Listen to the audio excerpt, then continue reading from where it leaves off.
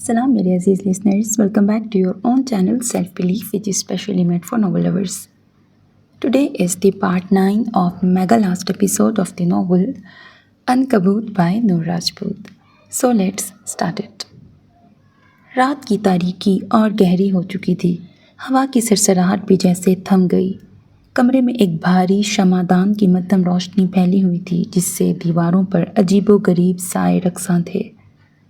उसने काउंटर पर रखे ग्लास में सुर्ख रंग का मशरूब उंडेला। आंखों में उसी मशरूब जैसा जहर और चेहरे पर इत्मीनान था। जैसे ही उसने मशरूब की बोतल वापस रखी, अकब से आवाज़ उभरी, मैंने बहुत सी बलाएं देखी हैं, लेकिन तुमसे बड़ी बला नहीं देखी मीनार। पीछे सोफे पे बैठी औरत तारीफ के अंदाज में बोली।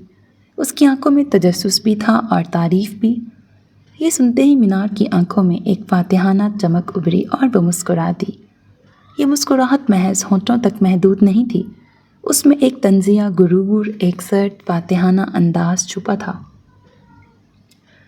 मैं जहाँ से आई हूँ वहाँ बलाएं ही जिंदा रह सकती हैं। उसने काउंटर पर रखे दोनों ग्लास उठाए और आहिस्तगी से सोफे की जानिब बढ़ी। एक ग्लास उस औरत के सामने मेज़ पर रख दिया, जबकि दूसरा अपने हाथ में थामे टांग पे टांग जमा के बैठ गई। अंदाज एक जालिम मलका जैसा था, और इन तमाम बलाओं को खाने के बाद तुम मलका बन चुकी हो। सामने बैठी औरत ने ग्लास उठा के होंठों से लगाया। मीनार ने बस अब्रू उचकाई जैसे तारीफ वसूल की हो, और हाथ में थामा मशरूब अपने लबों से लगाया जैसे वो फतह का जाम हो। कहा जाता है कि माँ के कदमों तले जन्नत होती है, लेकिन तुमने इस जहन्नुम में अपनी बेटी को भी नहीं छोड़ा। ये सुनते ही उसके होंठों पर एक सर्द मुस्कुराहट नमूदार हुई। मैं माँ नहीं हूँ रुशना, मैं वो लिलित हूँ जिसने किसी जन्नत को कबूल न किया। लहजा पुरस्रार था। रुशना ने सर हिला दिया। वो जानती थी कि यह हवाला कहाँ से आया था। कदीम कहानियों में लिलित को एक ऐसी औरत के तौर पे पेश किया जाता है जिसने जन्नत और आदम दोनों को छोड़कर अपनी खुद मुख्तार ज़िंदगी का इंतखाब किया। वो मोहब्बत, जज्बात और रिश्ते से आज़ाद थी, और मीनार ने अपनी ज़ात को उसी किरदार में ढाल लिया था। तो अब क्या लगता है फजर क्या करेगी? अंधेरे में बैठी मैडम रुशना का वजूद अब वासिया हो गया। मीनार ने लंबी सांस ली और ग्लास मेज़ पर रख दिया। वही तो मैं देखना चाहती हूँ। वो खुद को सबसे काट लेगी और उसकी आखिरी पनाहगाह मैं होंगी, और अगर वो ना मानी, मेरे पास और भी बहुत से रास्ते हैं। उसके चेहरे पर खौफनाक इत्मीनान उभरा। उसे या तो रास्ते से हटना होगा या फिर मेरा साथ देना होगा। उसके रईस औरंगज़ेब के साथ जैसे ताल्लुकात हैं वो उसे कभी नहीं छोड़ेगी। मैडम रुशना के लहजे में तफक्कुर उभरा। देखते हैं कौन किसको छोड़ता है। उसने अपने घुंघरियाले बालों में उंगलियां फेरी। और रईस, उसके बारे में क्या कहोगी? रईस का नाम आते ही पहले मीनार के चेहरे पर नफ़रत के तासुरात उभरे, जो धीरे धीरे दिलचस्पी में ढल गए। क्या सुनना चाहती हो? उसने आगे होते मैडम रुशना की आंखों में आंखें डाली। यही कि तुम उससे ऑब्सेस्ड हो, वरना कोई 26 साल किसी एक शख्स से इतनी नफ़रत नहीं कर सकता। मीनार चंद लम्हे उन्हें देखती रही। चेहरा सपाट था और फिर वो धीरे से हंसती। पीछे सोफे से पुश्त टिकाते वो अब बालों की एक लट को उंगली पे लपेट रही थी। अब ऐसी भी क्या नफ़रत कि तुमने पूरी ज़िंदगी लुटा दी। वो गहरी नज़रों से मीनार को देख रही थी। तुम ठीक कह रही हो, मोहब्बत या नफ़रत जब हद से बढ़ जाए तो ऑब्सेशन बन जाती है। मैंने 26 साल सिर्फ उसे याद रखा, अपने इंतकाम को मरने नहीं दिया। अगर ये ऑब्सेशन है तो फिर मैं उससे ऑब्सेस्ड हूँ, और उसने भी 26 साल लुटाए हैं तुम पे। उसका क्या? उसे मोहब्बत नहीं, गिल्ट कहते हैं, वरना वो मेरा पोर्ट्रेट उतार कर फजर का ना लगाता। उसे मुझसे मोहब्बत कभी नहीं थी। उसने गहरा सांस लेते हकीकत से पर्दा उठाया। फजर भी तो तुम्हारी हमशक्ल है। तुम्हें नहीं लगता उसने फिर से तुमसे ही मोहब्बत कर ली है? अब की बार मीनार के चेहरे से मुस्कुराहट गायब हुई और उसकी जगह सर्द तासुरात ने ले ली। आंखों में नफ़रत की चिंगारियाँ सी उभर आईं। वो उस तकलीफ़ में हमेशा जिएगा, ये चेहरा कभी उसका नहीं होगा। उसने गहरा सांस लिया। खैर छोड़ो, प्लान डिस्कस करते हैं। बात पलट दी। वो दोनों अब अपने किसी नए मंसूबे पे बात कर रही थीं, जहाँ हर लफ्ज़ एक हथियार था और हर खामोशी एक आने वाले तूफ़ान का पेश खैमा। मीनार के चेहरे पर आने वाला गुरूर और मैडम रुशना के चेहरे पर छा जाने वाली दिलचस्पी इस बात का सबूत थी कि अगला कदम उनके लिए बहुत अहम था। रात गहरी हो चुकी थी। तरन्नुम हाउस पे गैर मामूली खामोशी तारी थी। डाइनिंग टेबल पे रखी मध्यम रोशनी के नीचे फजर बैठी थी। वह सादा सूट में थी। सर्दी से बचने के लिए शॉल को अपने गिर्द लपेटा हुआ था, मगर आंखों के पपूटे सूजे हुए थे। वो एक बेजान मुजस्मा बनी बैठी थी। फजी बाजी, खाना लाऊं आपके लिए? अब तो खाना खा लें। बानो की परेशान सी आवाज़ सुनाई थी। वो बार बार पूछ रही थी, लेकिन फजर का जवाब हमेशा एक ही होता, नहीं बानो, मुझे भूख नहीं है, प्लीज़ तुम सो जाओ, काफ़ी रात हो गई है। इस बार बानो उसकी हदायत पर सर झुकाकर अपने कमरे में चली गई। एक कमरे के लिए फ़िज़ा में सन्नाटा छा गया, जिसे तोड़ता हुआ वली फ़ोन कॉल ख़त्म करके अंदर दाखिल हुआ। उसके कदमों में थकन थी, मगर उसकी नज़रें फजर पे ठहरी हुई थीं। वो आहिस्तगी से उसके करीब आके बैठा। फजर हाथ में चाय का मग पकड़े गहरी सोच में थी। वो इस वक्त खुद से लड़ रही थी, अपने वजूद के बिखरते टुकड़ों को समेटने की बेसूद कोशिश में थी। जो कुछ हुआ था उसे समझने और कबूल करने की कोशिश कर रही थी। वली ने उसके चेहरे पर झूलती लट को पीछे किया और नर्म लहजे में उसकी खामोशी को तोड़ने की कोशिश की। क्या सोच रही हो? फजर ने अपनी आंखों में फैली वीरानी लिए वली की तरफ देखा। वो बोली, उसकी आवाज़ में एक खौफ था जो शायद हमेशा के लिए उसके वजूद का हिस्सा बन चुका था। यही कि जब बिग बी को पता चलेगा वो मुझसे मज़ीद नफ़रत करेंगे। जब उन्हें पता चलेगा कि मैं मीनार और फुरकान गर्देज़ी की बेटी हूँ। वो तुमसे नफ़रत नहीं करते फजर। वली ने उसकी बात काटते हुए मज़ीद नरमी से दिलासा दिया। फजर ने फिर से चाय पे नज़रें जमाईं। दिल में एक अजीब सी उम्मीद जागी जिसे वो खुद से दूर धकेलने की कोशिश कर रही थी।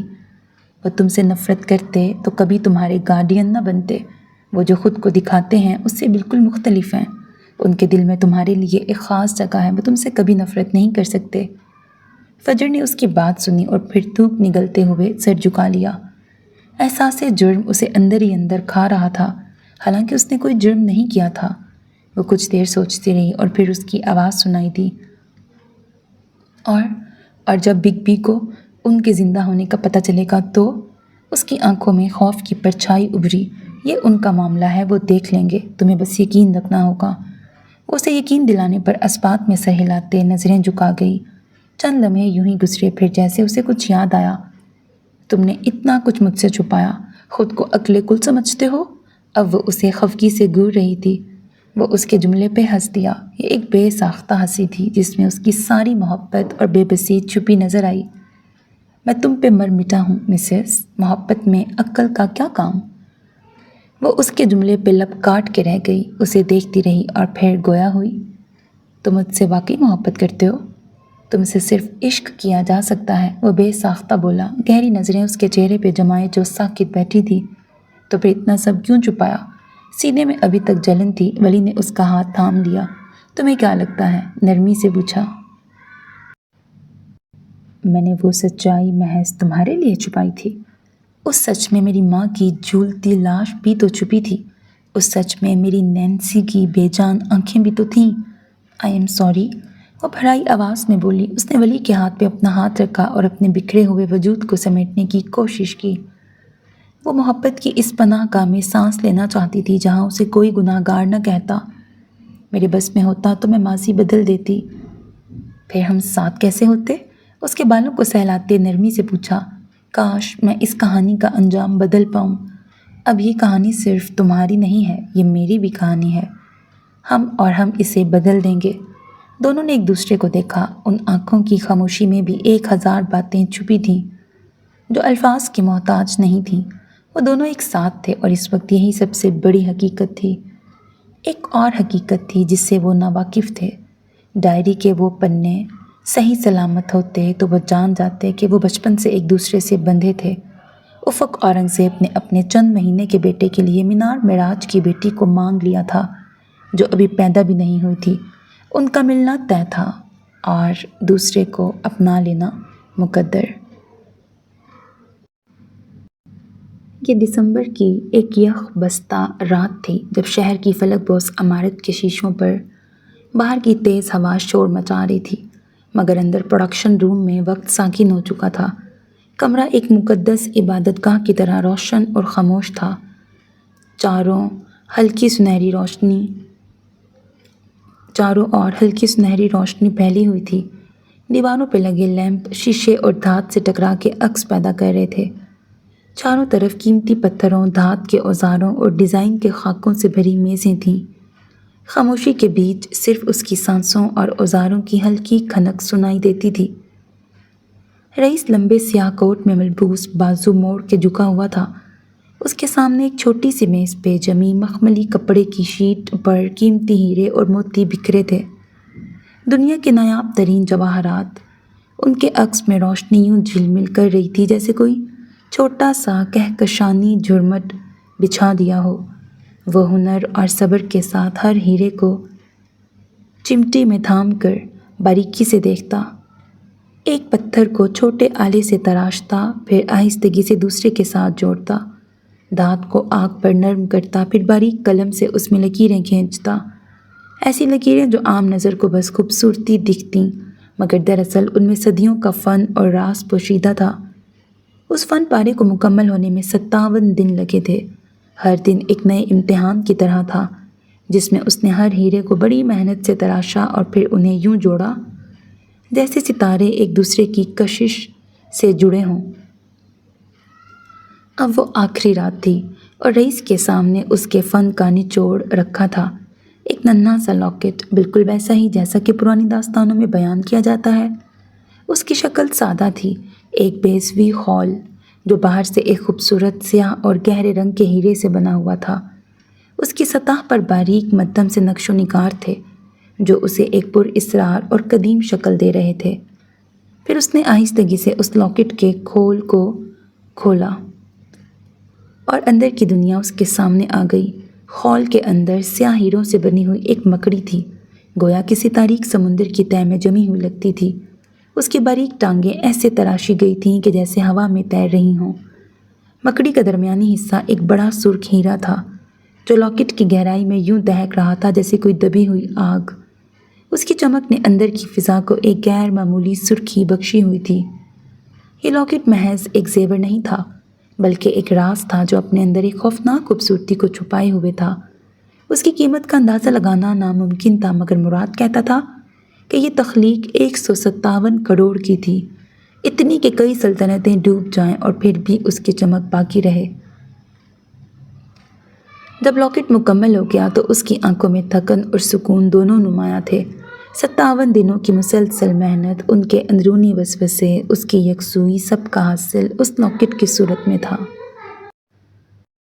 سب کا حاصل اس لاکٹ کی صورت میں تھا۔ یہ لاکٹ نہیں تھا بلکہ ایک جال تھا جسے وہ دنیا اور شاید خود اپنے لیے بن چکا تھا۔ لکڑی کی میز پہ رکھے مگ میں کافی کپ کی ٹھنڈی ہو چکی تھی۔ اس کی سطح پہ پتلا سا دھندلا پردہ جم گیا تھا جیسے وقت خود بھی تھک کر جم گیا ہو۔ فلک اپنی مخصوص نیلی چادر میں لپٹی کرسی پہ جھکی بیٹھی تھی۔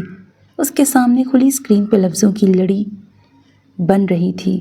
کی بورڈ پہ پھسلتی انگلیاں بار بار رکتیں پھر چلنے لگتیں جیسے اس کے دل کی دھڑکنیں اسکرین پہ بہہ رہی ہوں۔ جب محبت ٹھکرا دے تو اس سے کیسے باہر نکلا جائے؟ جب محبت ٹھکرا دے تو انسان کا دل پہلے اپنی ہی دھڑکنوں کو دشمن سا لگنے لگتا ہے۔ وہ لمحے جو کبھی روشنی کے چراغ تھے اب اندھیروں کے خنجر بن جاتے ہیں۔ مگر زندگی کا کمال یہی ہے کہ وہ ٹوٹی ہوئی اینٹوں سے بھی ایک نیا آشیانہ بنا لیتی ہے۔ محبت کے انکار کے بعد انسان اگر اپنے زخموں کو عزت دے، اپنی تنہائی کو گلے لگائے اور اپنی ذات سے دوستی کر لے تو دھیرے دھیرے وہی زخم زندگی کی سب سے بڑی طاقت میں بدل جاتے ہیں۔ محبت کا ٹھکرایا جانا کبھی اختتام نہیں ہوتا، یہ اکثر نئے آغاز کا پہلا دروازہ ہوتا ہے۔ بس ہمت چاہیے اور یقین کہ دل کی راکھ سے بھی دوبارہ چراغ جل سکتے ہیں۔ اس کی انگلیاں تیزی سے پھسل رہی تھیں۔ محبت جب آپ کو نہیں اپناتی تو وہ دشمن نہیں بنتی، وہ بس ایک پرچھائی بن جاتی ہے جو ساتھ ساتھ چلتی ہے لیکن ہاتھ نہیں تھامتی۔ ایسے میں نفرت پیدا نہیں ہوتی بلکہ بس ایک تھکن، ایک بوجھ اترنے کی خواہش جاگتی ہے۔ محبت سے نکلنے کے لیے نفرت درکار نہیں، ہمت درکار ہوتی ہے۔ یہ جملے لکھتے ہوئے اس کی آنکھوں میں نمی تیرنے لگی۔ وہ جانتی تھی کہ یہ کتاب صرف قاری کے لیے نہیں، اس کے اپنے علاج کے لیے بھی تھی۔ اس کے پاس 10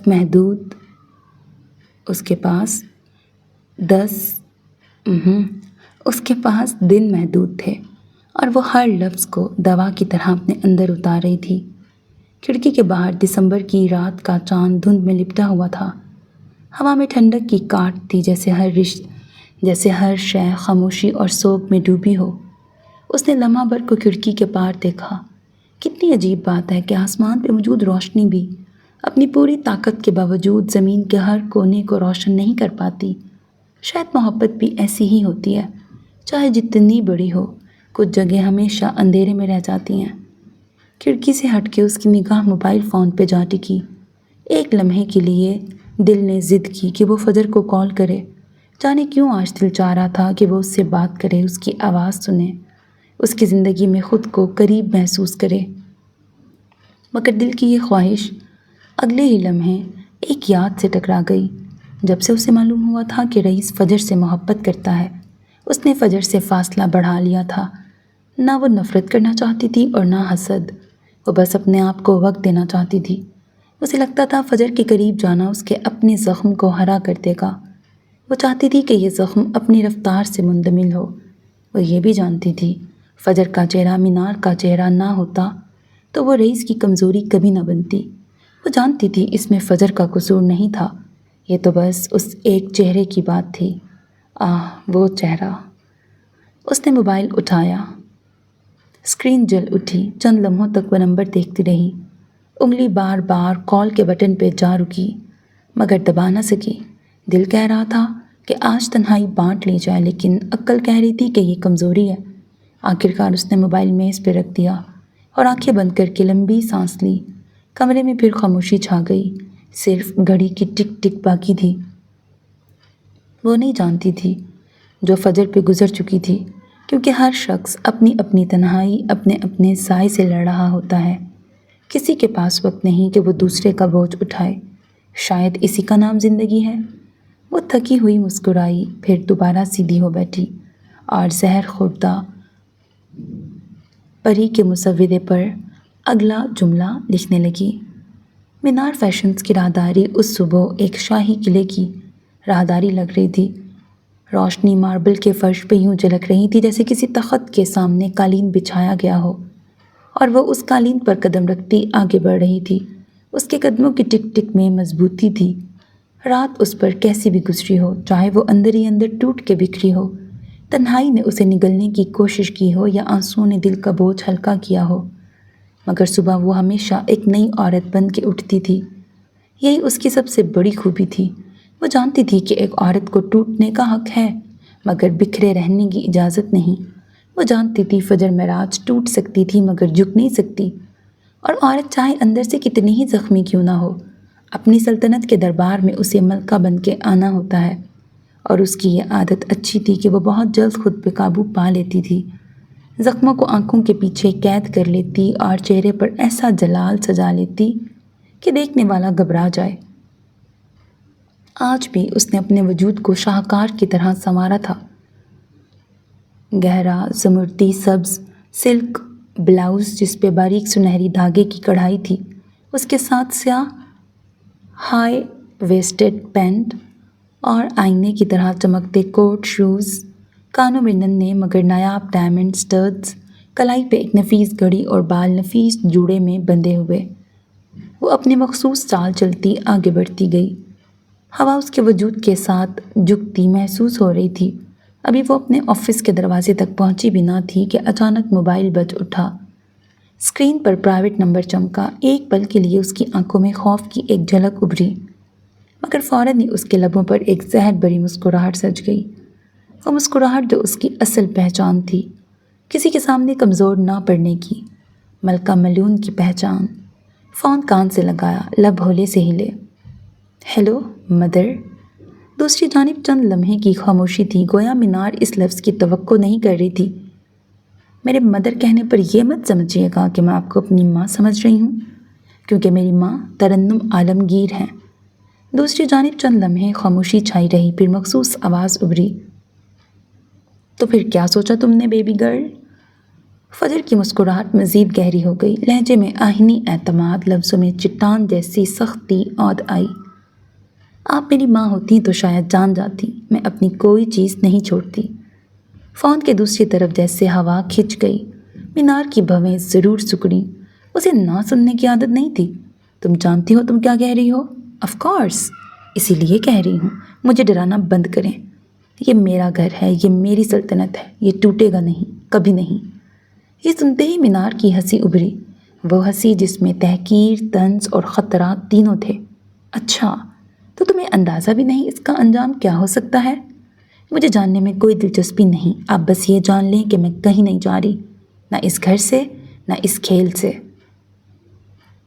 بیگم ان ہو چکی تھی، اس نے بنا کچھ سنے فون بند کر دیا، دروازہ دھکیلا اور اپنے آفس میں داخل ہوئی۔ ایک چہرے والی دو عورتیں آمنے سامنے آ چکی تھیں، ایک فجر معراج اور دوسری مینار معراج، وہ جو ایک دوسرے کا سایہ تھیں۔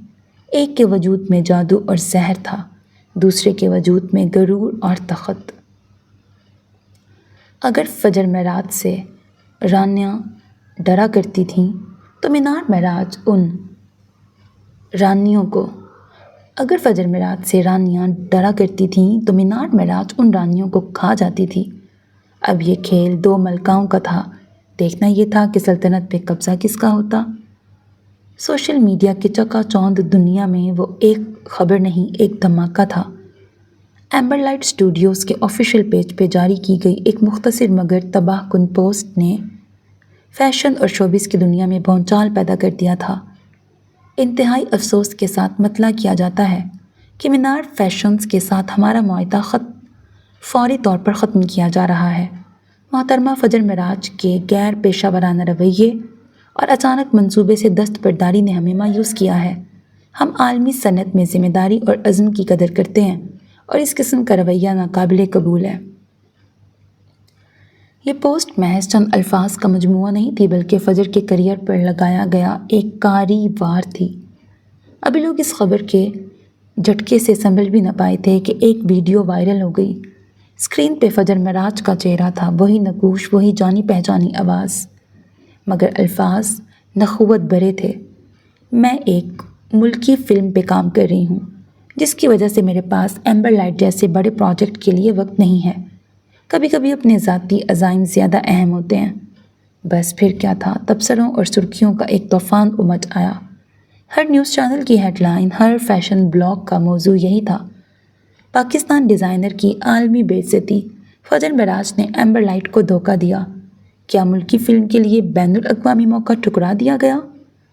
مینار فیشنز کی ساکھ داؤ پہ لگ گئی۔ اسے یہ سب تب معلوم ہوا جب فون پہ الزامات کی بارش ہونے لگی۔ وہ اپنے آفس میں ساکت کھڑی تھی، سامنے لیپ ٹاپ کی اسکرین پر اپنی ہی ہم شکل کو مسکرا کے جھوٹ بولتے دیکھ رہی تھی۔ اس کا دماغ سن اور دل برف کی طرح ٹھنڈا ہو رہا تھا۔ یہ وہ نہیں تھی، یہ کال اس نے نہیں کی تھی، یہ ویڈیو اس نے نہیں بنائی تھی، یہ مینار تھی اور اس کے الفاظ گونج اٹھے، تم صرف میری پرچھائی ہو۔ یہ اس کی نافرمانی کی پہلی سزا تھی۔ اگلے چند گھنٹے مینار فیشنز کے لیے قیامت سے کم نہ تھے۔ دفتر کی پرسکون راہداریوں میں سرگوشیوں کا زہر گل چکا تھا۔ ہر کوئی فجر کو شک کی نگاہ سے دیکھ رہا تھا، اس کی عقل پہ ماتم کر رہا تھا۔ ووگ جیسے میگزین کے فرنٹ کور تک پہنچنے والی فجر معراج اب نفرت کی زد میں تھی۔ یہ فجر نے کیا کر دیا؟ اتنی بڑی کمپنی سے کون معاہدہ توڑتا ہے؟ اب کمپنی کا کیا ہوگا؟ ہماری ساکھ تو مٹی میں مل گئی۔ فون کی گھنٹیاں بجنا بند نہیں ہو رہی تھیں، ایک کے بعد ایک مقامی کلائنٹس اپنے پروجیکٹس روکنے، معاہدوں پہ نظر ثانی کرنے کی دھمکیاں دے رہے تھے۔ جو برانڈز کل تک مینار فیشنز کے ساتھ کام کرنے پر فخر کرتے تھے، آج وہ اپنا نام اس غیر پیشہ ور کمپنی کے ساتھ جوڑنے سے خوفزدہ تھے۔ یہ خبر صرف بین الاقوامی نہیں رہی تھی، بلکہ ملکی سطح پر بھی ان کی بنیادیں ہلا رہی تھی۔ سوال ڈھیروں اور جواب ندارد۔ وہ خاموش رہی، اس کے پاس کوئی جواب نہیں تھا۔ وہ جانتی تھی کہ یہ آگ مینار نے لگائی تھی اور اس کا مقصد صرف اسے جلانا نہیں بلکہ اس کی شناخت کو راکھ کر دینا تھا۔ اور اس وقت وہ جل رہی تھی۔ اس کی شناخت، اس کی پہچان پر حملہ ہوا تھا۔ وہ کیسے سہ پاتی؟ میز پر دونوں ہاتھ رکھے وہ جھکی ہوئی تھی۔ اس کا غصہ، اس کی جلن دور دور تک محسوس کی جا سکتی تھی۔ اس کی شناخت پر وار کیا گیا تھا، وہ کیسے سہ پاتی؟ اس کے ناخن میز کی سطح میں گڑ گئے، آنکھیں سرخ ہو چکی تھیں۔ وہ زبان دانتوں تلے دبائے خود پہ ضبط کر رہی تھی، اپنی چیخ کو اپنے اندر روکے ہوئے تھی۔ اسی دوران شہر کے دوسرے کونے میں مینار اپنے نیم تاریک اسٹڈی میں بیٹھی تھی۔ اس کے سامنے لگی متعدد اسکرینوں پہ وہی خبریں، وہی ویڈیوز اور لوگوں کے غصے بھرے تبصرے گردش کر رہے تھے۔ اس کے ہاتھ میں پکڑے کپ سے اٹھتی بھاپ اس کے چہرے کے شیطانی تاثرات کو مزید پراسرار بنا رہی تھی۔ اس نے اپنی ہی آواز میں فجر کو ایمبر لائٹ سے انکار کرتے ہوئے سنا، اور اس کے لبوں پر ایک فاتحانہ مسکراہٹ پھیل گئی۔ یہ مسکراہٹ آہستہ آہستہ ایک سرد قہقہے میں بدل گئی۔ کہا تھا نا بیبی گرل، تمہاری کوئی شناخت ہے ہی نہیں۔ تم میری تخلیق ہو، میری پرچھائی، اور پرچھائیوں کا مقدر روشنی میں جل جانا اور اندھیروں میں گم ہو جانا ہوتا ہے، اس سے زیادہ کچھ نہیں۔ مینار آؤٹ لیٹ کی عمارت روشنیوں سے جگمگا رہی تھی، مگر اس جگمگاہٹ کے باہر شور کا طوفان کھڑا تھا۔ بارش کی ہلکی بوندوں نے ہوا کو نمی دی ہوئی تھی، اور کیمروں کی فلیش لائٹس ہر لمحے اندھیرے کو چیر رہی تھیں، جیسے بجلی مسلسل کوند رہی ہو۔ وہ یہاں وزٹ کے لیے آئی تھی، اور اب یہاں سے نکلنا مشکل لگ رہا تھا۔ شیشے کے دروازے کے پیچھے سیکیورٹی کا ایک حلقہ بنا ہوا تھا۔ اندر سے قدموں کی چاپ ابھری اور سب کی نظریں ایک دم تن گئیں۔ اگلے ہی لمحے دروازہ کھلا اور وہ منظر سامنے آیا جس کا انتظار تھا۔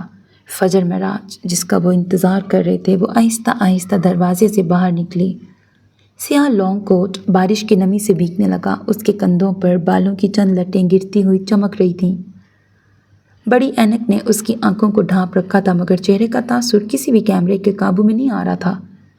وہ اتنی پر اعتماد اور سرد لگ رہی تھی جیسے یہ سارا شور اس کے لیے کوئی معنی ہی نہ رکھتا ہو۔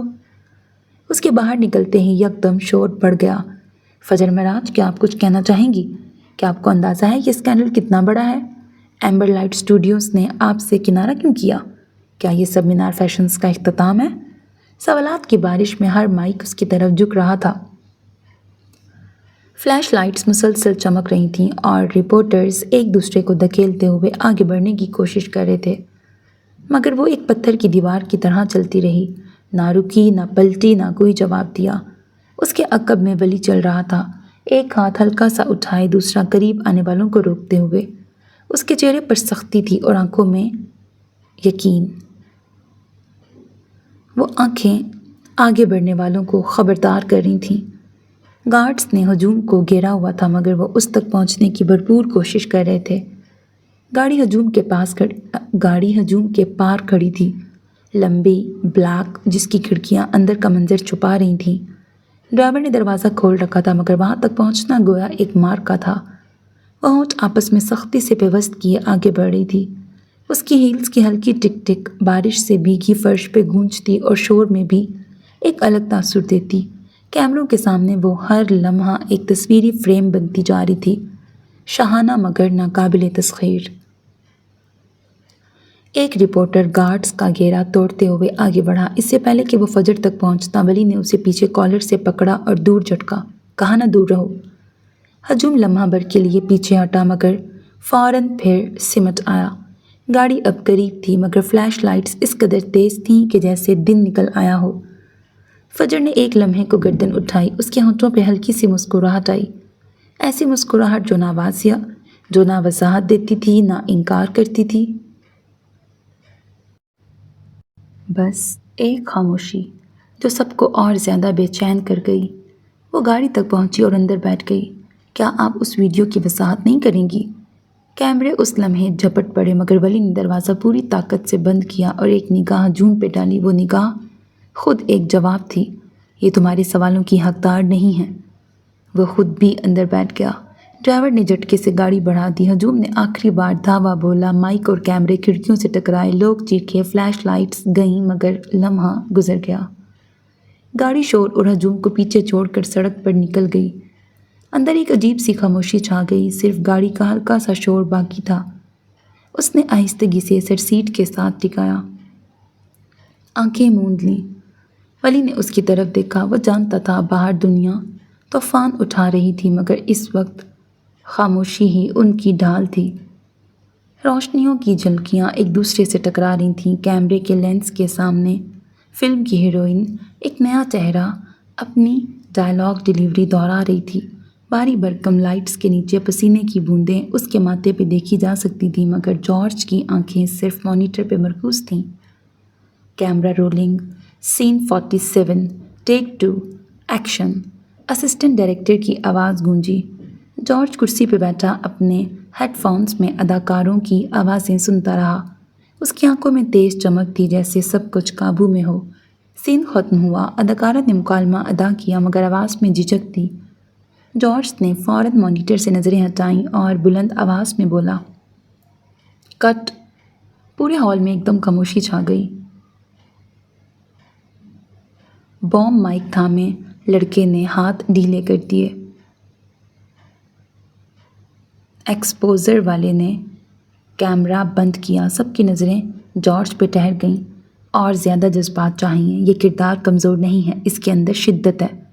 وہ کرسی سے اٹھا اور اداکارہ کے قریب جا کر نرم مگر مضبوط لہجے میں بولا، پھر سے ریہرسل کرو، تم یہ کر سکتی ہو۔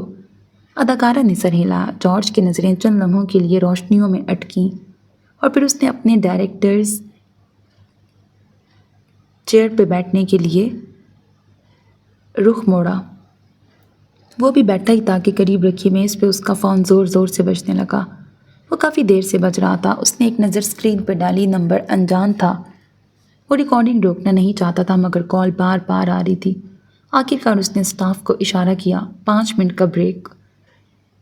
سیٹ پہ ہلچل بڑھ گئی۔ کوئی پانی لا رہا تھا، کوئی اگلے سین کی تیاری کر رہا تھا مگر جارج کے کانوں میں بس فون کی مسلسل بیل گونج رہی تھی۔ فون اٹھا کر اسٹیج کے شور سے دور ایک کونے کی جانب نکل آیا۔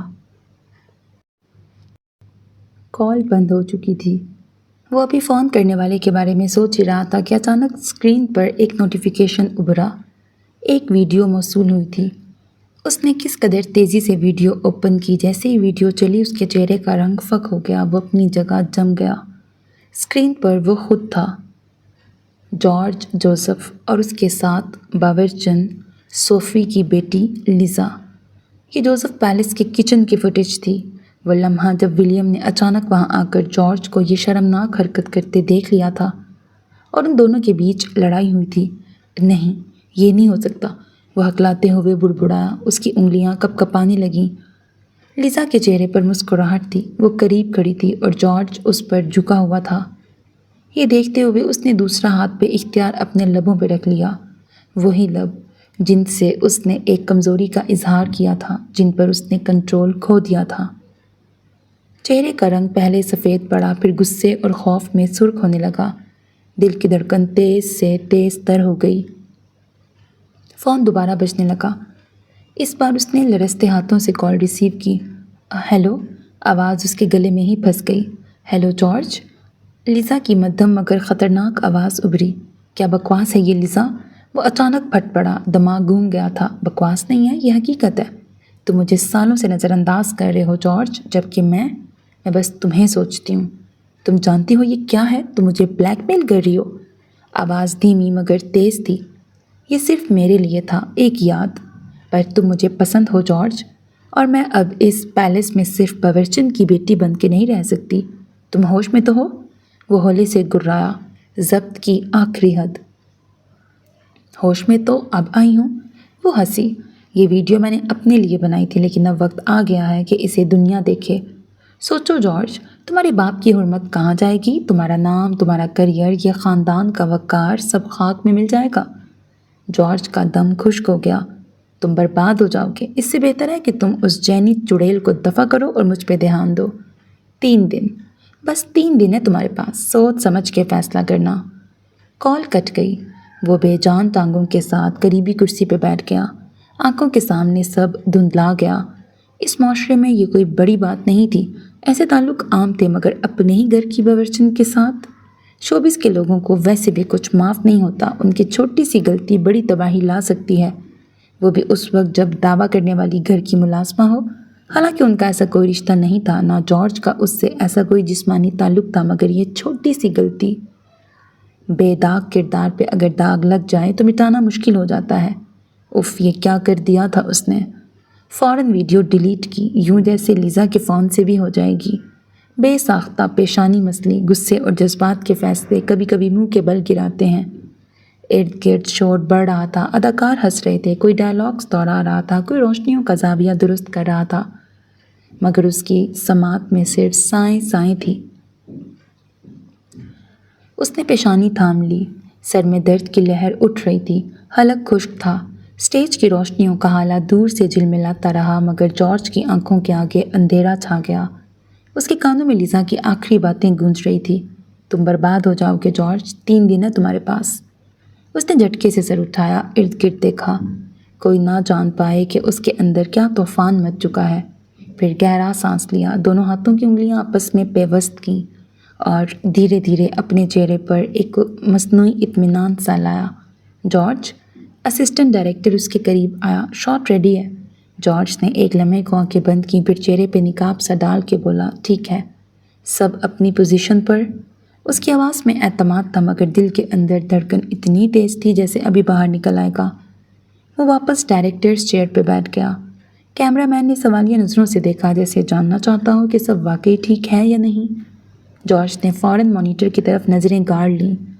Camera rolling, sound okay, action.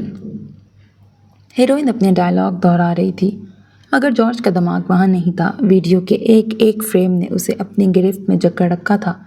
وہ سوچ بھی نہیں سکتا تھا کہ اگر یہ باہر نکل گئی تو مسٹر جوزف کے سامنے وہ کس منہ سے کھڑا ہوگا۔ اسٹار لائٹ اسٹوڈیو کی شہرت کا کیا ہوگا؟ اس کا حلق خشک تھا، وہ پانی کی بوتل کھول رہا تھا کہ اچانک ہیروئن کی آواز ٹوٹی۔ مکالمہ لڑکھڑا گیا، کٹ۔ اس کی آواز بے قابو ہو گئی، وہ اپنی جھنجھلاہٹ پہ قابو نہ رکھ سکا۔ یہ کیا ہے؟ کہا تھا نا فیلنگز چاہیے، تمہاری آنکھوں میں وہ آگ کیوں نہیں آ رہی؟ اداکارہ کے چہرے پر مایوسی چھا گئی، سیٹ پر خاموشی چھا گئی۔ سب کو اندازہ ہو چکا تھا کہ ڈائریکٹر کے موڈ میں کچھ گڑبڑ تھی۔ اس نے گہرا سانس لیا، آواز نرم کی، دیکھو، مجھے تم پہ یقین ہے، مگر یہ سین تبھی کام کرے گا جب تم اپنی روح ڈال دو گی۔ وہ کھڑا ہوا، اداکارہ کے قریب گیا اور اپنی ہتھیلی سے اشارہ کیا، جیسے وہ جذبات کو ہاتھ سے کھینچ رہا ہو۔ یہ کردار اندر سے ٹوٹا ہوا ہے، اسے اپنی پوری زندگی ایک لمحے میں بکھرتی دکھانی ہے، دل کی دھڑکن، سانسیں، ہر چیز۔ وہ کہہ تو اداکارہ کو رہا تھا، در حقیقت یہ اس کے اپنے دل کی حالت تھی۔ وہ اپنے ہی الفاظ میں اپنی ٹوٹ پھوٹ بیان کر رہا تھا۔ سمجھیں؟ آہستہ سے پوچھا۔ اداکارہ نے خاموشی سے سر ہلایا۔ جارج نے دوبارہ کرسی پہ بیٹھتے ہوئے موبائل پہ نظر ڈالی۔ اسکرین آف تھی، مگر اس کا دل چاہ رہا تھا موبائل پھینک دے، توڑ دے، مٹا دے ہر یاد، پر یہ ممکن نہیں تھا۔ شوٹنگ دوبارہ شروع ہوئی۔ اس بار سب نے اپنے حصے کا کام کیا، مگر اسے ایسا لگ رہا تھا جیسے وہ اسکرین پر ہی نہیں بلکہ اپنی زندگی میں بھی ہدایات دے رہا ہو۔ Camera rolling, action. اداکارہ رو رہی تھی، اس کے الفاظ ٹوٹے پھوٹے تھے۔ جارج نے مانیٹر پہ دیکھا، ہاں یہی تو ہے ٹوٹنا، مگر اس ٹوٹنے میں بھی ایک اداکاری چاہیے، ایک پردہ، ایک نقاب۔ سین مکمل ہوا، اسسٹنٹ ڈائریکٹر نے خوش ہو کے داد دی، زبردست شاٹ۔ سب نے تالیاں بجائیں، مگر جارج کے لبوں پہ مسکراہٹ کے پیچھے ایک گہری تکن چھپی تھی۔ اس نے اگلے سین کی ہدایات دیں۔ یہ شوٹنگ تو چلتی رہتی، مگر اس کے سامنے اصل ڈرامہ شروع ہو چکا تھا۔ 3 دن، صرف 3 دن۔ گاڑی کے شیشوں پر ہلکی دھند جم رہی تھی، سڑک پہ ہلکی اوس کی بوندیں بچھی تھیں جیسے کوئی سرگوشی کر رہی ہوں۔ رئیس گاڑی کی پچھلی سیٹ پہ ٹیک لگائے بیٹھا تھا، سامنے والی سیٹ پر فون کی اسکرین پر تیزی سے انگلیاں چلا رہا تھا، جبکہ ڈرائیور خاموشی سے گاڑی آگے بڑھا رہا تھا۔ رئیس کی نظریں کھڑکی سے باہر تھیں، لیکن دماغ کہیں اور۔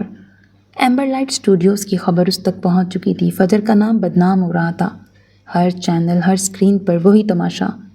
اس نے ایسا کیوں کیا تھا یہ سمجھ نہیں آ رہا تھا۔ وہ جان بوجھ کے ایسا کبھی نہیں کرے گی، اور ابھی تک اس کا کوئی بیان سامنے نہیں آیا تھا۔ کیا کر رہی تھی وہ؟ بمیں سکڑی ہوئی تھیں اور چہرے پر گہری سنجیدگی۔ چھوٹے سے بات کر رہا ہوں، آخر مکڑی نے ایسا بلنڈر کیوں مارا؟ رئیس نے پلکیں جھکائے خاموشی سے سنا۔ تم ملنے کب آؤ گے چھوٹے؟ مکڑی نے ایسا کیوں کیا؟ انٹرنیشنل بدنامی کیوں لی؟ مجھے سب جاننا ہے۔ اپنا ٹائپ کیا میسج بھی سنا، فی الوقت میں اپنی بیوی کے ساتھ ڈنر پہ ہوں، ابھی نہیں آ سکتا۔ یہ میسج پڑھتے ہی مراد کے چہرے پہ استہزاء سا ابھرا۔ آگ لگا کے محترمہ ڈنر کر رہی ہیں، کمال ہے۔ رئیس خاموش رہا، یوں جیسے اس کی باتیں انسنی کر رہا ہو، جیسے کچھ سنا ہی نہ ہو۔ کچھ یاد آنے پر رئیس چونک کر آگے جھکا اور میز پہ رکھا فون اٹھا کر زرتاش کا نمبر ملایا۔ کئی بار بیل گئی مگر دوسری طرف سے کال نہیں اٹھائی گئی۔ پھر اس نے لینڈ لائن ملایا۔ 2 گھنٹوں کے بعد فون اٹھایا گیا۔ ملازمہ کی مدھم آواز ابھری، جی صاحب۔ زرتاش کہاں ہے؟ اس کا سوال برق کی طرح کڑا تھا۔ وہ گھر پہ نہیں ہے صاحب۔ اس کی پیشانی پہ شکنیں ابھری، گھر پہ نہیں ہے؟ آفس سے تو وہ کافی دیر پہلے نکل گئی تھی۔ جی میں جانتی ہوں، بڑے صاحب کے لیے ڈاکٹر آنے والے ہیں، آپ فکر نہ کریں، ان کا چیک اپ میں خود دیکھ لوں گی۔ آج کل احمد اورنگزیب صاحب کا نرسنگ اسسٹنٹ چھٹی پر تھا اور آج ان کا ماہانہ معائنہ تھا دیہانت سے۔ اس نے تنبیہ کی، ٹھیک ہے صاحب، مگر وہ ملازمہ کی اگلی بات نے جیسے زمین اس کے قدموں کے نیچے سے کھینچ لی۔ وہ فجر میڈم آئی ہیں، بڑے صاحب کے کمرے میں ہیں، انہوں نے مجھے اندر نہیں آنے دیا، تھوڑی عجیب لگ رہی ہیں اور آپ کا انتظار کر رہی ہیں۔ فجر گھر پہ؟ وہ الجھا۔ مراد نے چونک کر سر اٹھایا، جی صاحب میڈم فجر ہی ہیں۔ ملازمہ گھبرائی ہوئی لگ رہی تھی۔ رئیس نے ایک لمحے کے لیے فون کان سے ہٹایا اور مراد کو اشارہ کیا، کیا ولی ان کے ساتھ ہے؟ اس نے فون دوبارہ کان سے لگایا، نہیں صاحب وہ اکیلی ہیں۔ لیکن وہ دونوں تو ریسٹورنٹ، مراد نے الجھ کے کہا۔ ٹھیک ہے، رئیس نے اسبات میں سر ہلاتے فون بند کر دیا۔ کیا واقعی وہ دونوں ایک ساتھ ہیں؟ اس نے سنجیدگی سے مراد کو دیکھا، کیسی باتیں کر رہے ہو، وہ دونوں ابھی ریسٹورنٹ میں ہیں، یہ دیکھو لوکیشن۔ اس نے ریسٹورنٹ کی لوکیشن دکھائی مگر اس سے پہلے رئیس کچھ کہتا فون کی اسکرین پر ایک نوٹیفیکیشن ابھرا، ویڈیو کال کا نوٹیفیکیشن۔ اس نے جیسے ہی کال اٹینڈ کی، اسکرین پر ایک عورت ابھری، گھنگریالے بال، چہرے پر وہی پر اصرار کشش، آنکھوں میں زہر اور طنز۔ اس کے پیچھے بستر پر اورنگزیب صاحب لیٹے تھے۔ ہیلو رئیس، وہ جو سمجھنے کی کوشش کر رہا تھا اس کے انداز اور لہجے پر ساکت ہوا۔ سوچا آج ایک آفیشیل ملاقات ہو ہی جائے، میں انتظار کر رہی ہوں، امید ہے تم جلد آؤ گے۔ آپ کو کیا لگتا ہے احمد صاحب، آپ کا پوتا کتنی دیر میں پہنچ جائے گا؟ اس نے موبائل کا رخ ان کی جانب کیا جن کے چہرے پر دہشت کے سائے تھے۔ میں انتظار کر رہی ہوں۔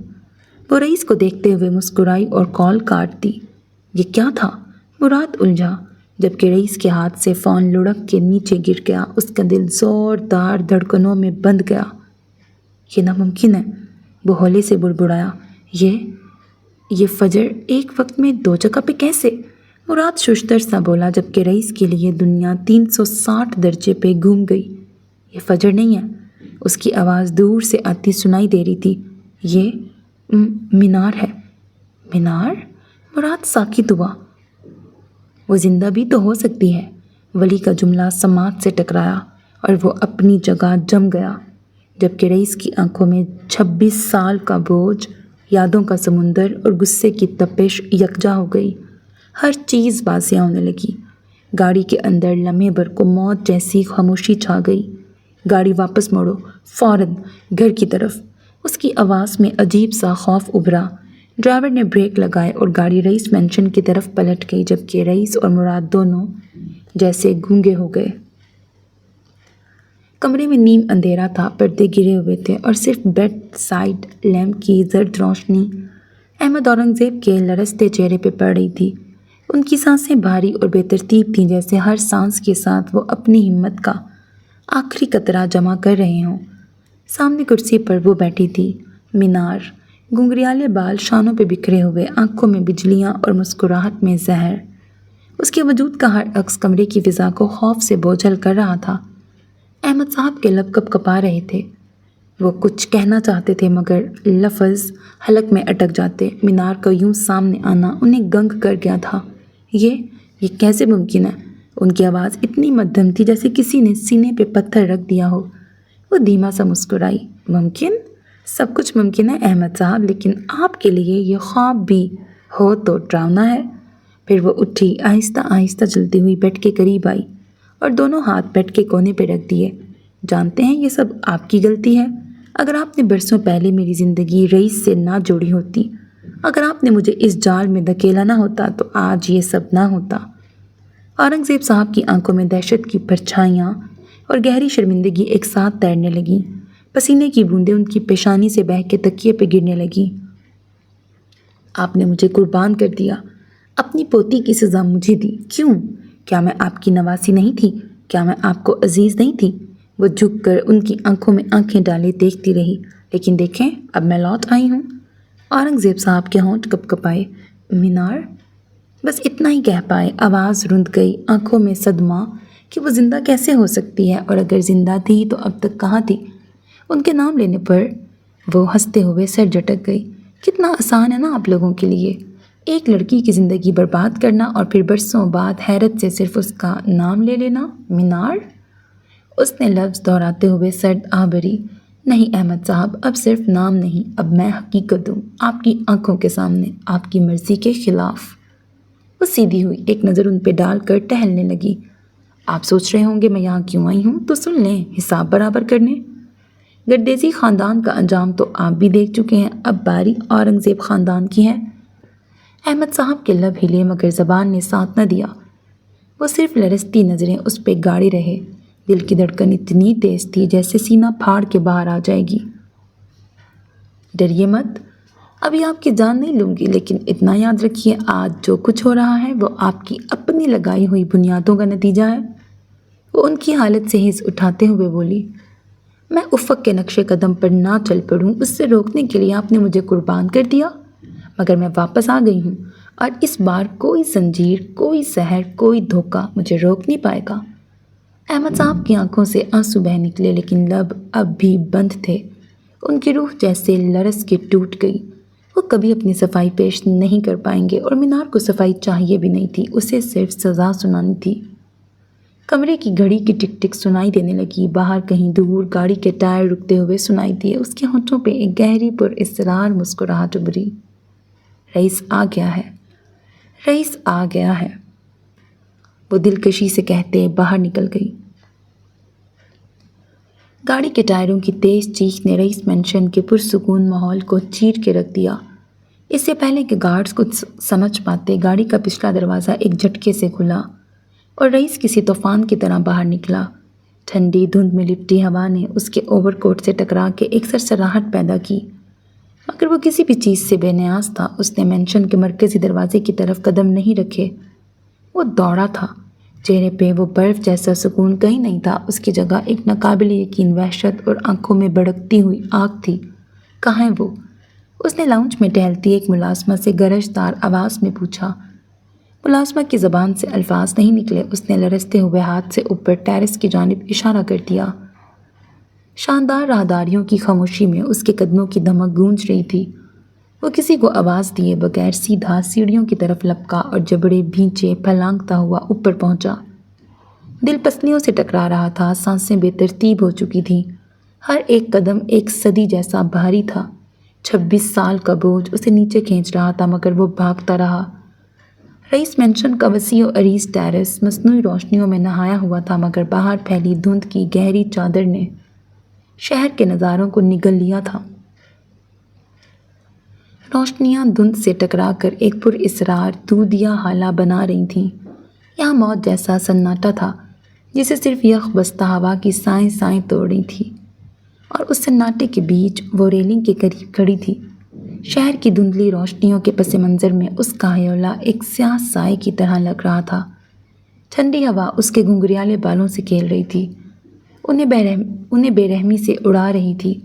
لمبی سیاہ جرسی کی گرم میکسی اس کے وجود سے لپٹی ہوئی تھی، جس سے صرف اس کے سیاہ جوتے نظر آ رہے تھے۔ اس پہ نگاہ پڑتے ہی رئیس کے قدم جم گئے۔ اس نے بے ساختہ تھوک نگلا۔ اپنے پیچھے آہٹ محسوس کرتے ہوئے وہ دھیرے سے پلٹی، اور وقت تھم گیا۔ وہ چہرہ جس کی اس نے ساری عمر پرستش کی تھی، جس کے لیے وہ تڑپا تھا اور جسے اس نے اپنے ہاتھوں سے گنوایا تھا، آج زندہ گوشت پوست کے وجود کے ساتھ اس کے سامنے تھا۔ ہیلو رئیس، مینار کی آواز میں وہی زہریلی مٹھاس تھی، وہی شناسائی جو صرف وہی لا سکتی تھی، اس انداز میں، اس طرز سے صرف وہی مخاطب کر سکتی تھی۔ کیسا لگا مجھے دیکھ کر؟ وہ مسکرائی مگر اس کی آنکھوں میں مسکراہٹ نہیں، ایک گہری سرد آنکھ تھی۔ 26 سال بعد زندہ دیکھ کر؟ وہ مضبوط قدم جماتی اس کی جانب بڑھی جبکہ رئیس جیسے پتھر کا ہو گیا تھا۔ اس کی انگلیاں لرز رہی تھیں، اس نے مٹھیاں بھینچ کے اپنی لرزش پہ قابو پانے کی ناکام کوشش کی۔ وہ اسے دیکھ رہا تھا، اس کے اندر وہ سنہری پن ڈھونڈ رہا تھا جو اس کے بالوں اور اس کی آنکھوں کا حصہ تھا، مگر اب وہاں کچھ نہیں تھا سوائے اندھیرے کے۔ مجھے لگا تھا تم مجھے پہچان جاؤ گے، مگر تم تو فجر کو دیکھ کے اتنے اندھے ہو گئے کہ مجھے بھول ہی گئے۔ وہ عین اس کے سامنے آ کے رکی۔ یہ ناقابل برداشت قربت رئیس کے دل پہ ہتھوڑے برسانے لگی۔ تو تم؟ اس نے کچھ کہنا چاہا مگر ہونٹ لرز کے رہ گئے، الفاظ حلق میں ہی دم توڑ گئے۔ وہ بس اسے دیکھ رہا تھا، بے یقینی سے، صدمے سے، اس چہرے کو جسے وہ دنیا کا سب سے منفرد چہرہ مانتا تھا۔ ماننا پڑے گا، میری قبر پر کیا محل کھڑا کیا ہے تم نے؟ مینار نے ذرا سا جھکتے ہوئے اس کے پہلو میں گرے دونوں ہاتھ اٹھا لیے۔ وہ ان کی لرزش کو اپنی ہتھیلیوں پہ محسوس کر سکتی تھی۔ بہت انتظار کیا میں نے اس دن کا، تم سے ملنے کا رئیس، سالوں انتظار کیا۔ اب وہ اس کے دونوں ہاتھ تھامے کھڑی تھی۔ کافی بڑے ہو گئے ہو تم، بہت اونچے، اتنا مرتبہ پا لیا تم نے کہ بادشاہ بن گئے، مگر دیکھو تمہارے ہاتھ آج بھی مجھے دیکھ کے لرز اٹھے۔ وہ پرسکون سی کہہ رہی تھی جبکہ رئیس کی نظریں ابھی تک اس کے چہرے پہ جمی تھیں۔ اس کے صرف ہاتھ ہی نہیں، اس کے ہونٹ بھی لرز رہے تھے۔ پھر مینار نے اس کے ہاتھوں کو چھوڑتے ہوئے آگے بڑھ کر اس کے کندھوں پر اپنے ہاتھ جمائے۔ اس کی سرسراتی انگلیوں کا برف جیسا سرد پن رئیس کے وجود میں اتر گیا۔ ویسے مجھے افسوس کرنا چاہیے یا خوش ہونا چاہیے؟ آواز طنزیہ تھی۔ اپنی فیملی کے لیے تم نے مجھے مار ڈالا جبکہ میری ہی ہم شکل کو بچانے کے لیے تم نے عروضہ کی جان لے لی۔ ہوا سائیں سائیں کرتی گزرنے لگی جبکہ فجر کا ذکر سنتے ہی رئیس کے بے جان وجود میں جیسے جان پڑ گئی۔ یہ سچ نہیں ہے، وہ ہولے سے بڑبڑایا جیسے خود کو یقین دلا رہا ہو۔ میں مینار معراج ایک بدصورت حقیقت ہوں۔ اس کی نظروں میں ابھی تک وہی بے یقینی دیکھ کر وہ بولی، مجھے آج بھی یاد ہے جب تم کتابوں سے نظریں ہٹا کر چھپ چھپ کے مجھے دیکھا کرتے تھے۔ رئیس مزید ساکت ہو گیا۔ اگر یہ مینار نہیں تھی تو وہ یہ سب کیسے جانتی تھی؟ مگر تم نے مجھے ویسے کبھی نہیں دیکھا جیسے تم فجر کو دیکھتے ہو۔ وہ ہنس دی۔ تم اسے اپنی خوش قسمتی کہو گے یا بدقسمتی؟ میں نے 26 سال صرف تمہیں دیکھا، تمہیں سوچا، تمہارا ورد کیا۔ میں نے 26 سال تم سے نفرت کی ہے رئیس، اور اب انجام کا وقت قریب آ چکا ہے۔ وہ ہولے سے پھنکاری۔ تم جاننا چاہتے ہو میں یہاں کیوں آئی ہوں؟ جواب سادہ ہے، تمہارا انجام لکھنے۔ یہ سنتے ہی رئیس کے چہرے پر پہلی بار استہزاء ابھرا۔ اس کے اندر کا کراؤنڈ کنگ جاگ اٹھا۔ اس نے اپنے کندھوں پہ رکھے اس کے ہاتھ جھٹک دیے۔ غلط فہمیاں بہت ہے تمہیں، تم آج بھی نہیں بدلی۔ بدلی میں واقعی نہیں ہوں، مگر غلط فہمیاں نہ۔ اس نے ایک قدم مزید رئیس کی طرف بڑھایا۔ کم از کم اب تمہیں ڈرنا چاہیے رئیس، تمہاری سلطنت تباہی کے دہانے پہ کھڑی ہے، اور تمہیں لگتا ہے میں یہ سب ہونے دوں گا؟ وہ ایک قدم پیچھے ہٹا، دماغ اب کام کرنے لگا تھا۔ وہ 26 سال بعد صرف دشمنی نبھانے آئی تھی، تب تک نہیں جب تک تمہاری کوئی کمزوری نہیں تھی، مگر اب۔ وہ زہریلی مسکراہٹ لیے بولی، تمہاری کمزوری میری مٹھی میں ہے۔ اس نے اپنی ہتھیلی رئیس کے سامنے کی۔ فجر معراج، یہ کہتے اس نے آہستہ سے اپنی مٹھی بند کر لی، جیسے فجر کی تقدیر کو اپنی گرفت میں لے لیا ہو۔ رئیس کے تاثرات یک لخت بدل گئے، آنکھوں میں ایک وحشی جلن ابھری۔ اس سے دور رہو۔ آواز میں حکم اور التجا کا امتزاج تھا۔ مینار نے چند لمحے اسے دیکھا اور پھر 2 قدم بڑھا کر اس کے بالکل قریب آ گئی۔ مسکراتے ہوئے اس کے دائیں جانب جھکی۔ میں اپنی بیٹی سے دور کیوں رہوں گی؟ تم مجھے میری بیٹی سے دور نہیں رکھ سکتے، اس نے سکون سے کہتے ہوئے رئیس کی ساری جان نکال دی۔ اس انکشاف نے رئیس کے وجود میں زلزلہ برپا کر دیا۔ چہرہ پیچھے ہٹا کر رئیس کو دیکھا جس کا چہرہ سفید پڑ چکا تھا۔ وہ میری بیٹی ہے رئیس، فرقان گردیزی کی اولاد ہے وہ۔ اس کے انکشافات بوم کی طرح گرنے لگے۔ رئیس بے یقینی سے اسے دیکھتا رہا، جیسے اس کی سماعت نے اسے دھوکہ دیا ہو، بلکہ نہیں، جیسے اس کی پوری زندگی دھوکہ ہو۔ تم جس سے محبت کرتے ہو نا، وہ اس شخص کی بیٹی ہے جس نے تم سے سب کچھ چھین لیا۔ وہ ہنسی، ایک تکلیف دہ زہریلی ہنسی۔ مجھے تم پہ ترس آ رہا ہے رئیس اورنگزیب، افسوس۔ اس کا دھیما کہا دھند میں لپٹی رات میں گونج گیا، جبکہ رئیس اپنی جگہ ساکت بت بنا کھڑا رہا۔ میں نے کہا تھا نا رئیس، تمہارا انجام قریب ہے۔ وہ پیچھے ہٹی، جلد ملیں گے۔ وہ پلٹی اور دھیرے دھیرے چلتی ہوئی ٹیرس کے دروازے میں گم ہو گئی۔ وہ اس کی جان نکال کر اپنے ساتھ لے جا رہی تھی اور وہ فق چہرہ لیے وہیں کھڑا رہ گیا۔ اس کے سماعت میں صرف مینار کا کہکہا اور ہوا کی سائیں سائیں گونج رہی تھی۔ فجر فرقان گردیزی کی بیٹی تھی۔ یہ انکشاف اسے توڑنے کے لیے کافی تھا۔ زینے نیم روشن تھے۔ فانوس کی مدھم روشنی بس اتنی تھی کہ اس کا ساکت چہرہ اور کانپتے ہاتھ صاف دکھائی دے رہے تھے۔ وہ سیڑھیوں پہ بیٹھا تھا جیسے زمین نے اس کے قدموں کی طاقت چھین لی ہو۔ پہیوں کی ہلکی چرچراہٹ سنائی دی۔ زرتاش آہستگی سے وہیل چیئر دھکیلتی ہوئی قریب آئی۔ اس کی نظریں رئیس پر جمی تھیں، مگر ان آنکھوں میں دکھ سے زیادہ کڑوا طنز ابھرا۔ وہ اس کے عین سامنے رک کے بولی، آواز گویا خنجر کی دھار جیسی تیز، کیسا لگا بھائی اپنے گناہوں کو اپنے سامنے زندہ دیکھ کر؟ رئیس نے ہلکا سا سر جھکایا، آنکھوں میں ابھی تک دھند بھری تھی۔ 26 سال تک آپ نے سب کو بے وقوف بنایا، خود کو بھی، مگر تقدیر کے پاس بڑی لمبی یادداشت ہوتی ہے۔ وہ آگے کو جھکی، الفاظ مزید کاٹدار ہو گئے۔ کیسا لگتا ہے جب آپ کا ماضی، آپ کا بدلہ، آپ کی کمزوریاں سب سامنے کھڑی ہو کے آپ کا مذاق اڑاتی ہیں؟ رئیس کے جبڑے بھیجے رہے۔ وہ سن رہا تھا، مگر اندر کا خوف، شک اور صدمہ اسے کند بنا رہے تھے۔ جبکہ زرتاش نے بات جاری رکھی، آپ نے سوچا تھا سب ختم ہو گیا؟ آپ نے سوچا تھا سب ختم ہو گیا؟ ایک لاش دفنا دینے سے کہانی ختم ہو جاتی ہے؟ نہیں بھائی، کہانیاں قبروں سے جنم لیتی ہیں، اور اب آپ کی کہانی جاگ اٹھی ہے۔ رئیس نے پلکیں موند لیں، دل کو یقین دلانے کی کوشش کی، جیسے یہ وہم ہو، دھوکہ ہو، مگر زرتاش کے الفاظ حقیقت کی کیلیں ٹھوکتے رہے۔ ڈرے مت بھائی، اس نے طنز بھری مسکراہٹ سے کہا، ابھی تو آغاز ہے، اصل حساب کتاب باقی ہے۔ اس نے گہرا سانس لیا، جیسے خود کو حواسوں میں لوٹانے کی کوشش کر رہا ہو، مگر آنکھوں میں اب بھی وہی اندھیرا تھا۔ کچھ دیر بعد اس کی گاڑی رات کی سنسان سڑکوں پہ بھاگی چلی جا رہی تھی، مگر اس کا دل بھاگنے سے قاصر تھا۔ اس کے اندر ایک ایسا قید خانہ آباد ہو چکا تھا جہاں سانس لینا بھی سزا لگ رہا تھا۔ اسٹیئرنگ پہ اس کے ہاتھ جمے ہوئے تھے، انگلیوں کی پوریں سفید ہو رہی تھیں۔ وہ ضبط کے کڑے مراحل سے گزر رہا تھا۔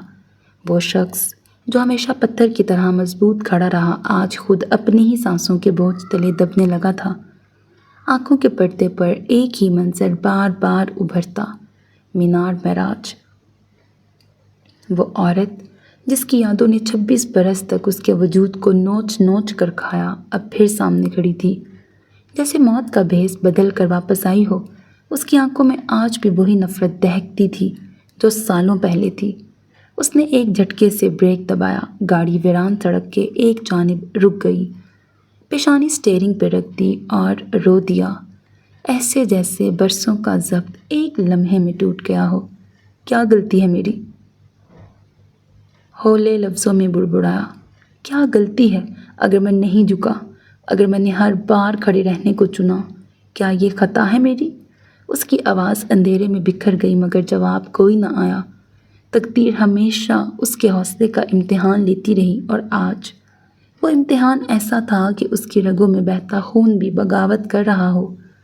وہ لمحہ لمحہ جل رہا تھا، اس کی روح تپتے انگاروں پر رکھی جا چکی تھی، اور سب سے بڑا زہر یہ تھا کہ فجر، وہ لڑکی جسے وہ اپنی زندگی کا سب سے قیمتی لمحہ سمجھتا تھا، وہ اس شخص کی بیٹی تھی جس نے اس کی زندگی کو دوزخ بنایا تھا، جس نے اس کی حرمت کو پامال کیا تھا۔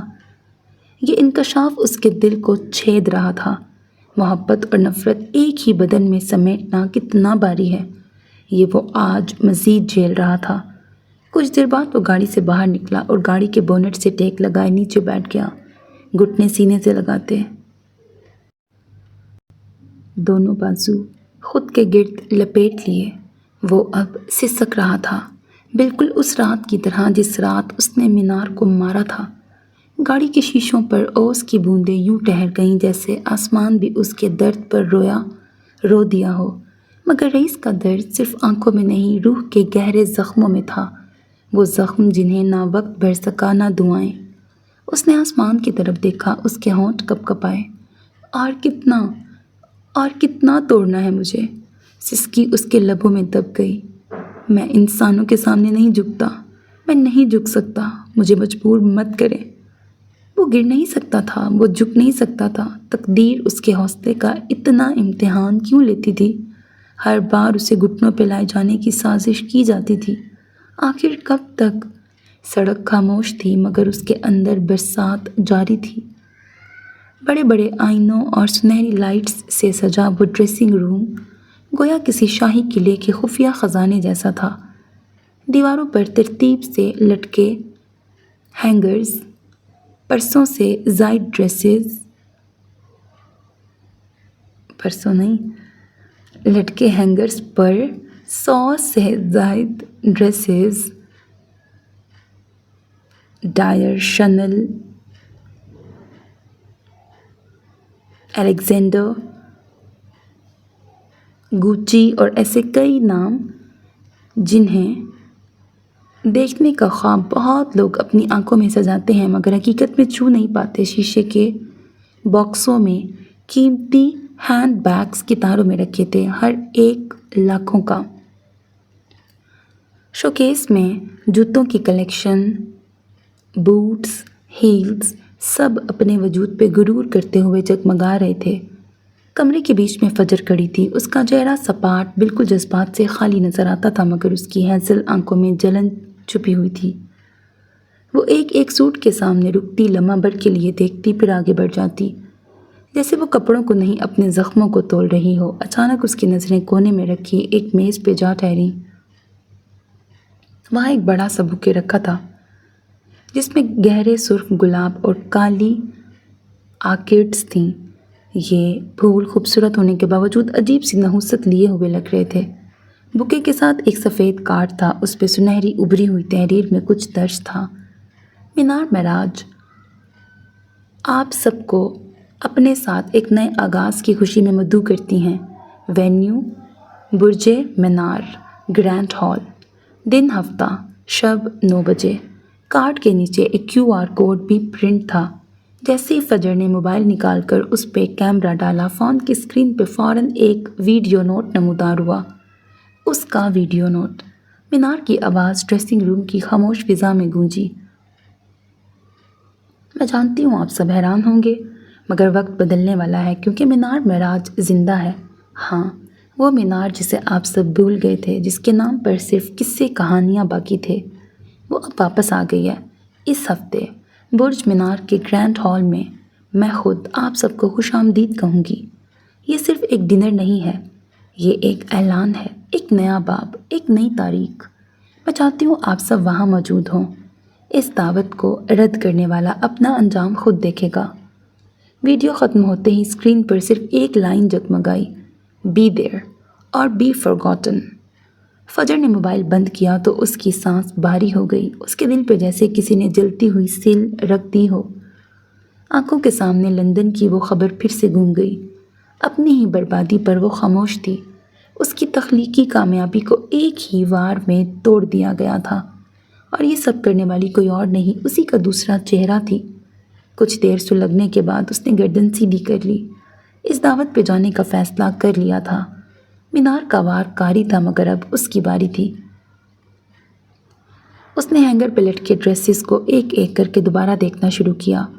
پراڈا کا ایک شاندار سوٹ اس کے سامنے تھا، گہرا نیلا اسکرٹ، اس پہ سلور بیلٹ اور اوپر نفیس بلاؤز جس پہ ہاتھ سے کڑھائی کی گئی تھی۔ جیکٹ کے کالر پہ ٹیشو سے بنایا گیا آرٹ ورک گویا روشنی میں سانس لے رہا تھا۔ اس نے آئینے میں اپنے عکس کو دیکھا، آنکھیں سرخ ہو رہی تھیں مگر چہرہ مضبوط۔ پہلی بار اپنے میکے جا رہی ہوں، اتنی تیاری تو بنتی ہے۔ آنکھوں میں ملکہ ملون کی چمک ابھری، اور تبھی ڈریسنگ روم کا سلائڈنگ ڈور کھلا۔ ولی اندر آیا، اس کے قدم نرم تھے مگر آنکھوں میں تلاش کی جھلک دکھائی دی۔ میں تمہیں کب سے ڈھونڈ رہا ہوں، یوں کہا جیسے سکون مل گیا ہو۔ فجر نے کوئی جواب نہ دیا، بس نظریں سوٹ پہ مرکوز رکھیں۔ وہ اس کے قریب آیا۔ کیا کر رہی ہو؟ اس نے پراڈا کا سوٹ نکالا اور آئینے کے سامنے تھام لیا۔ ولی نے حیرانی سے دیکھا۔ ڈنر پہ جانے کی تیاری؟ فجر نے گردن اکڑا کے جواب دیا۔ ہاں، پہلی بار میں کے جا رہی ہوں، تیاری تو کرنی بنتی ہے۔ وہ گہری نظر سے اسے دیکھتا رہا۔ اس کے تاثرات بدل گئے۔ وہ جانتا تھا کہ یہ محض تیاری نہیں تھی، یہ اس کا مینار کی شروع کی جنگ میں داخل ہونے کا اعلان تھا۔